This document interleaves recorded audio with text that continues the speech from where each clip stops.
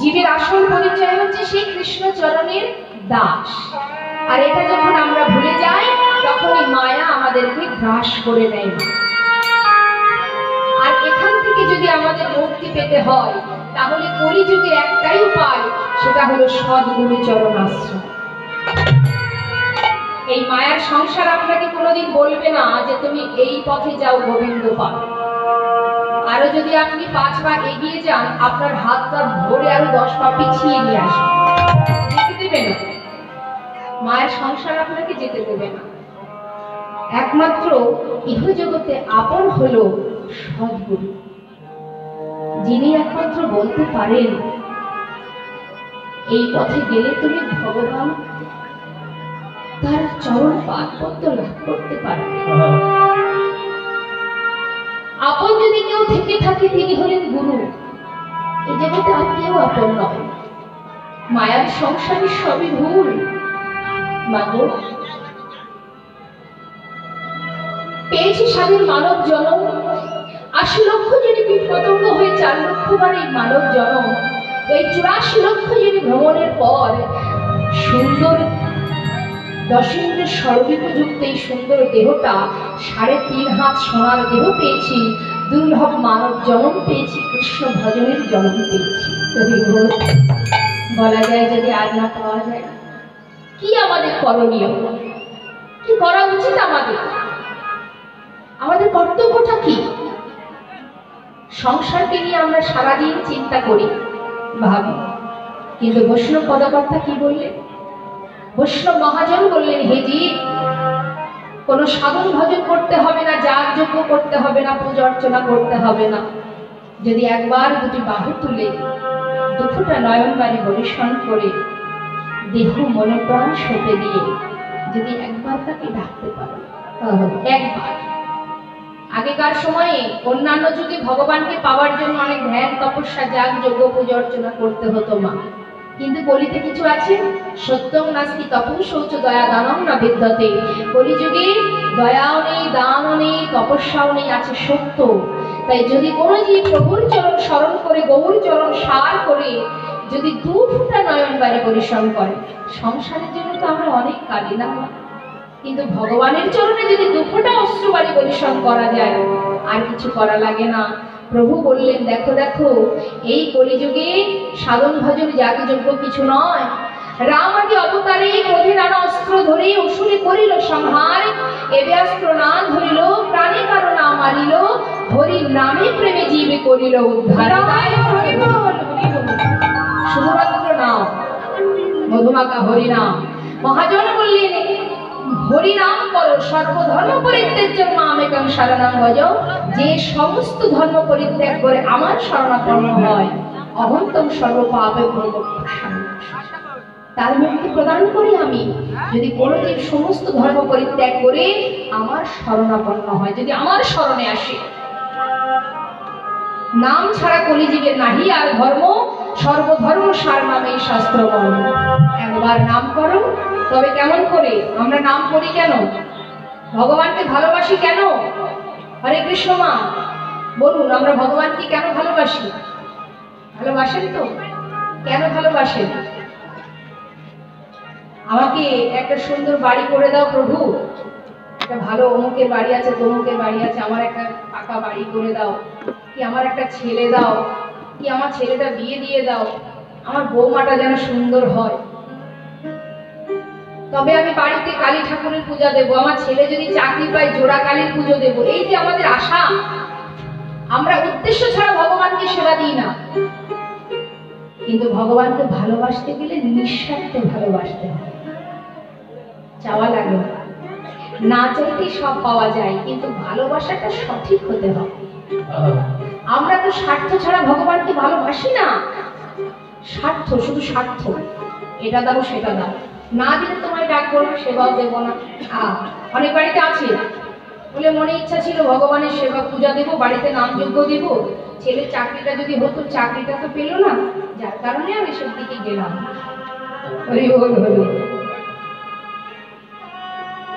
মহাজন বললেন অসাধনে চিন্তা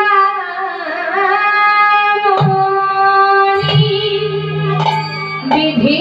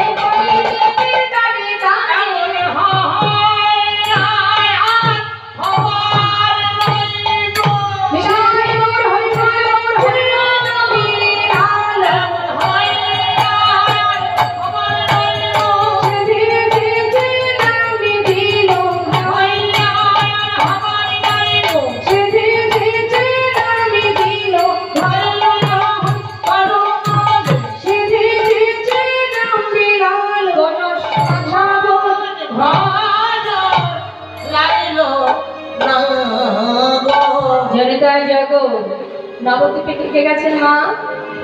একটু হাত তুলে দেখান তো, কে কে গেছেন নবদ্বীপে? মায়ের চলে আসবে।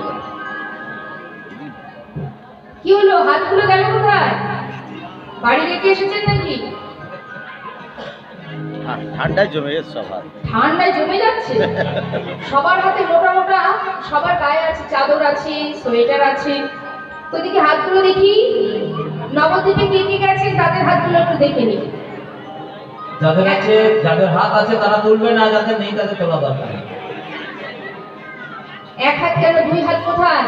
আর একটা হাত নেই। নবদ্বীপে কে কে গেছেন একটু ভালো করে দেখি।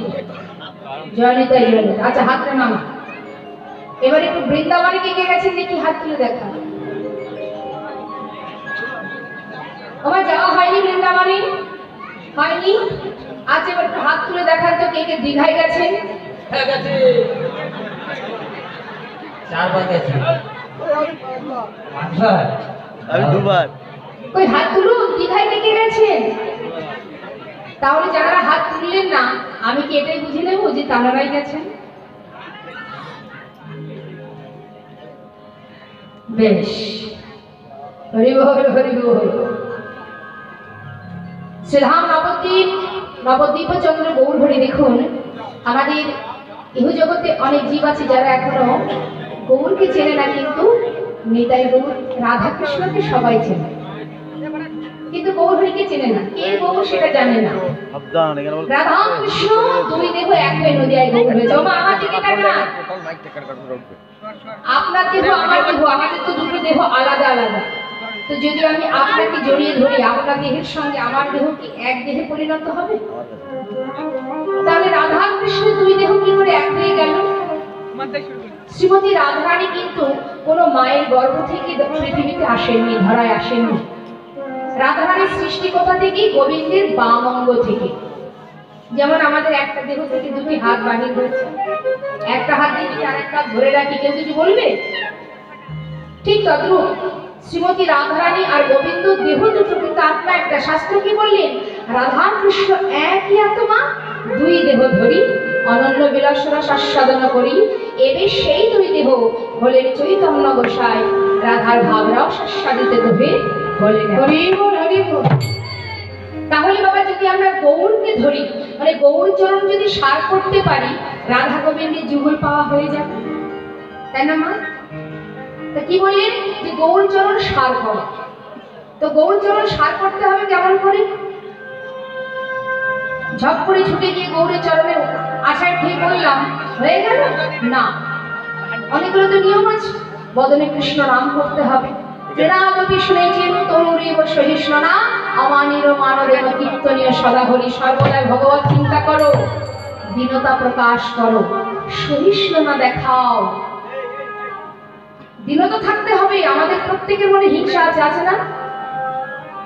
বলুন তো, এখানে হিংসা নেই কার? আর হিংসা যেখানে আছে সেখানে ভগবান থাকে না মা, যতই আপনি ভগবানকে ডাকুন না।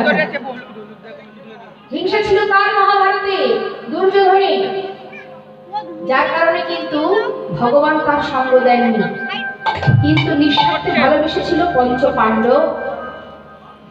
তাহলে হিংসা যদি থাকে তাহলে ভগবানকে পাওয়া যাবে না, লাভ করা যাবে না। দেখুন, আমাদের এই সমাজে তিনটে জিনিস আছে, যে তিনটে গুণ আমাদের প্রত্যেকটা মানুষের মধ্যে কারোর না কারোর কাছে একটা না একটা গুণ আছে।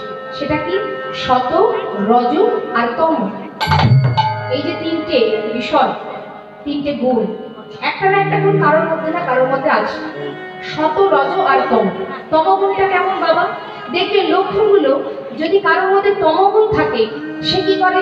সে একটু নেশা করতে ভালোবাসে, একটু নেশা করতে ভালোবাসে, একটু সর্বক্ষণ ঘুমাতে ভালোবাসে, আরাম করতে ভালোবাসে, মারামারি করতে ভালোবাসে, ঝগড়া করতে ভালোবাসে। তমগুণ যাদের মধ্যে আছে তাদের এই স্বভাবগুলো দেখা যায়। আর রজগুণটা কেমন? যে নেশা করে না, কিন্তু ভালো জায়গায় থাকবো, রঙিন টিভি দেখবো, রঙিন ড্রেস পরবো, রঙিন রঙিন জায়গায় ঘুরতে যাব, গাড়ি চড়বো, এই যে বিষয়গুলো, এগুলোর মধ্যে হচ্ছে রজগুণ সম্পন্ন ব্যক্তি। মানে নেশা ভান করবে না, কিন্তু ভালো থাকবো, সুখে থাকবো, বিভিন্ন জায়গায় ভালো ভালো জায়গায় ঘুরতে যাবো, দামি দামি গাড়ি চড়বো, এই নেশাগুলো যাদের মধ্যে আছে তাদের হচ্ছে রজগুণ সম্পন্ন। আর শতগুণ যাদের মধ্যে থাকে তারা হয় ভগবানের চরণের দাস। ভগবান ভক্তি যাদের মধ্যে থাকে, এই শতগুণ যাদের মধ্যে থাকে তাদের কৃষ্ণ পদের মতি গতি থাকে। মাগো, স্বামী বিবেকানন্দ, যার ভিতরটা ছিল পরিষ্কার, শতগুণ সম্পন্ন ব্যক্তি, যে কিনা আজকে জগতের কাছে ভগবানের জ্ঞানে তার পূজা হচ্ছে। কেন? আপনিও তো মানুষ, আমিও তো মানুষ, আমাদেরকে তো ভগবানের মতো কেউ আসনে বসিয়ে পুজো দিচ্ছে না। কাকে দিচ্ছে? স্বামী বিবেকানন্দ, ঠাকুর রামকৃষ্ণদেব, তাদেরকে ভগবান জ্ঞানে পুজো দিচ্ছে আসনে বসিয়ে। কেন? তারাও তো মানুষ। তাদের ভিতরটা পরিষ্কার, বাইরেটা নয়, ভিতরটা পরিষ্কার। তাদের পরিষ্কার করতে হবে। ভিতরে যে হিংসাটা আছে, হিংসাটা বসে আছে, ওটাকে দূর করতে হবে, তবেই ভগবত ভক্ত হওয়া যাবে। বৈষ্ণব পদকর্তা বললেন, তুমি যত বড় পণ্ডিতই হও না কেন, তোমার মধ্যে যত শিক্ষা দীক্ষায় থাকুক না কেন, যদি তোমার মধ্যে হিংসা থাকে, যদি অহংকার থাকে, তুমি ভগবানকে পাবে না। তাই মহাজন বলছেন, চারি বেদ সরদর্শন পড়িয়াছে যে চারি বেদ সরদর্শন পড়িয়াছে যে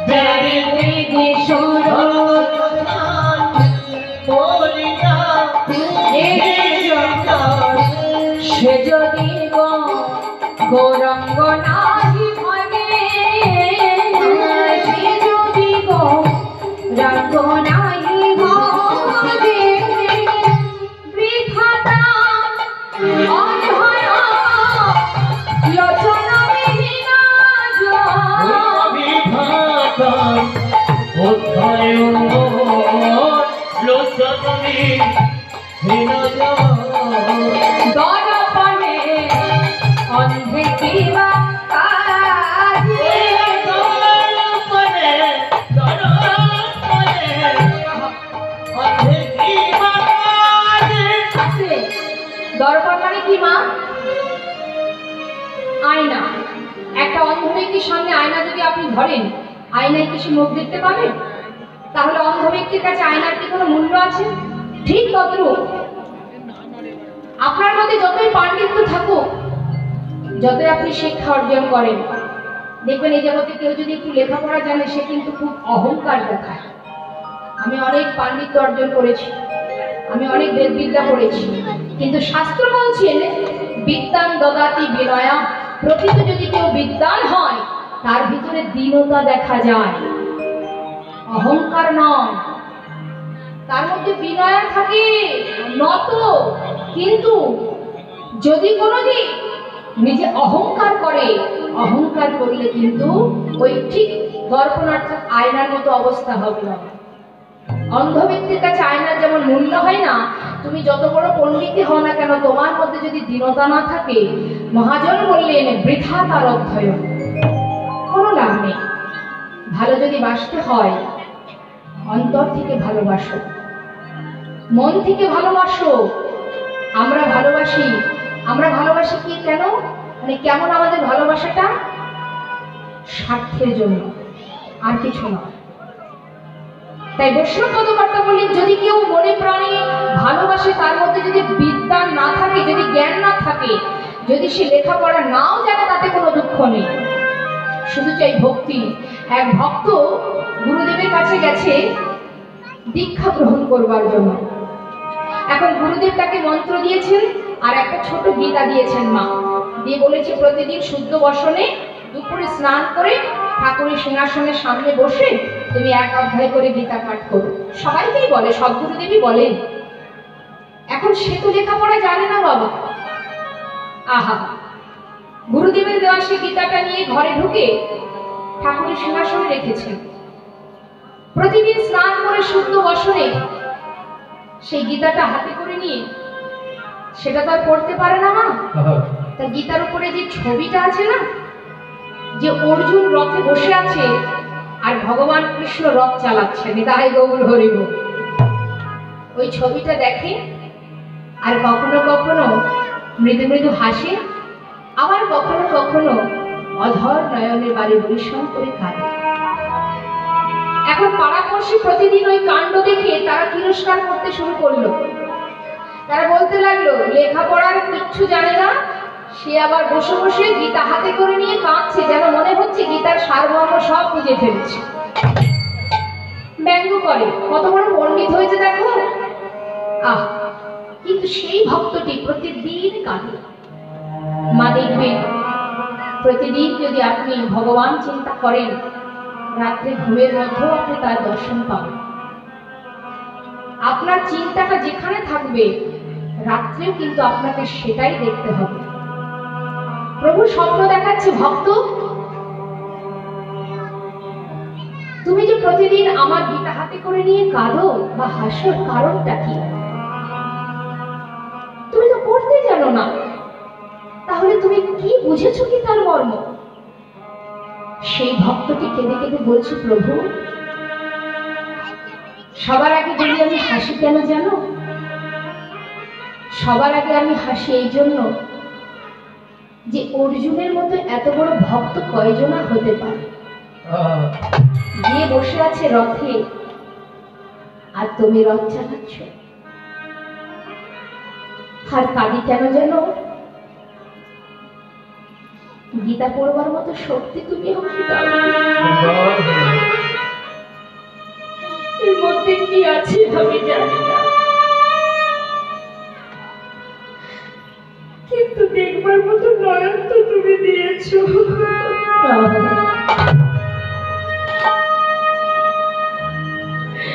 এই সুন্দর দুটি নয়নে বিশ্ব ব্রহ্মাণ্ড দেখা যায়।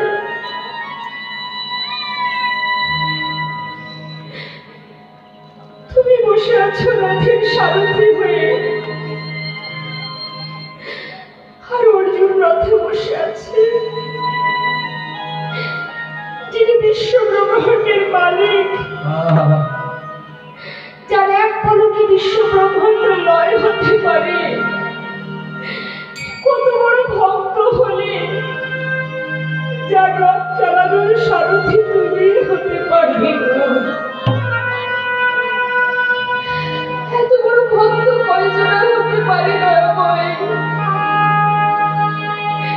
পৃথিবীতে মানব জন্ম পেলাম বটে, কিন্তু তোমায় ভালোবাসতে পারলাম না। ভগবান কেঁদেছে, কেঁদে ফেলেছে মা। প্রভু বলছে, ভক্ত আর তোমাকে পড়তে হবে না। শাস্ত্র পড়ে কখনো ভগবানকে পাওয়া যায় না। শাস্ত্র শিক্ষা জ্ঞান মার্গ দিয়ে ভগবানকে লাভ করা যায় না। যারা জ্ঞান মার্গে ভগবানকে ভালোবাসে কোনোদিন ভগবানকে লাভ করতে পারবে না। তাকে লাভ করতে গেলে চাই ভক্তি, চাই প্রেম। কৃষ্ণের প্রিয় সখা উদ্ধব, উদ্ধব বলেছিল কানাইকে, কানাই মথুরায় যখন কানাই বসে আছে মা, মথুরার রাজা হয়ে, মথুরায় যখন কানাই কাঁদছে তখন উদ্ধব বলছে যে কানাই তোর চোখে জল কেন ভাই? বলছে জানিস ভাই, আমার না বৃন্দাবনের কথা মনে পড়ছে, সখাগণের কথা, ব্রজগোপীর কথা। ওরে তাদের জন্য তুই কাঁদছিস? তারা কি মূর্খ? তারা কি কিছু বোঝে না যে তুই ভগবান? তোকে কি কাঁদলে পাওয়া যায়? তার মধ্যে জ্ঞান অর্জন করতে হয়, অনেক জানতে হয়, পাণ্ডিত্য প্রয়োজন হয়। বলছে তাহলে তুই একবার নিজে গিয়ে দেখে আয় ভালো। তো কৃষ্ণের সখা উদ্ধবে কিন্তু কৃষ্ণের মতো দেখতে পায়, তাই তাকে সুন্দর করে সাজিয়েছে, কৃষ্ণের মতো করে সাজিয়েছে। সেই উদ্ধব বৃন্দাবনে গিয়ে বৃন্দাবনে ব্রজগোপীদের দশা দেখে, সখাদের দশা দেখে, ব্রজবাসীর দশা দেখে, অবশেষে প্রেমময়ী রাধারানীর দশা দেখে তিনি আর সহ্য করতে না পেরে নিজেই জয় রাধে রাধে বলে চিৎকার করে ঘুরাই করা করে দিতে লাগলেন।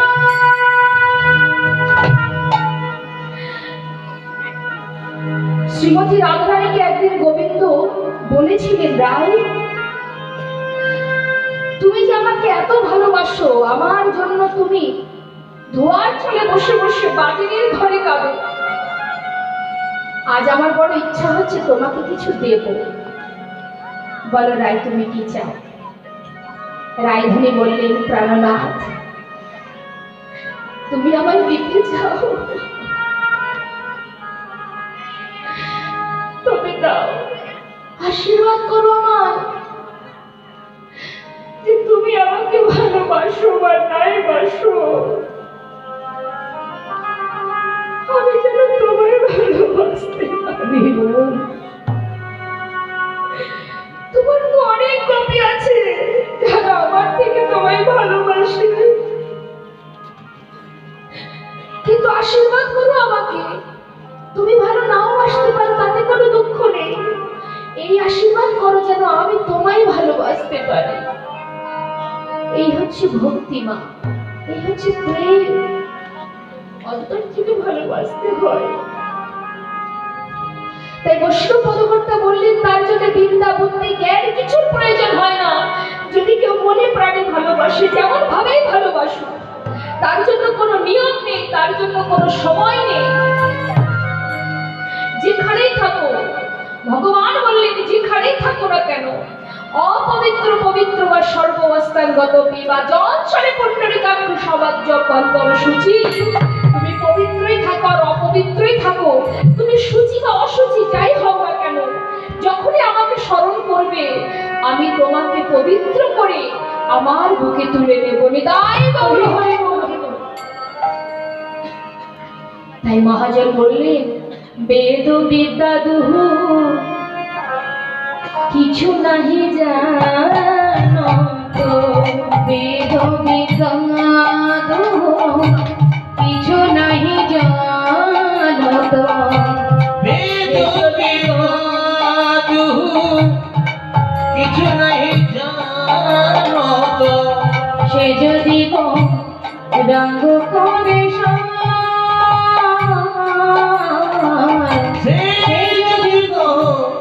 রঙ্গ করে ঠাকুর নয়নানন্দে ভরে, সেই তো সকলে জানে। ঠাকুর নয়নানন্দে ভরে, সেই তো সকলে জানে।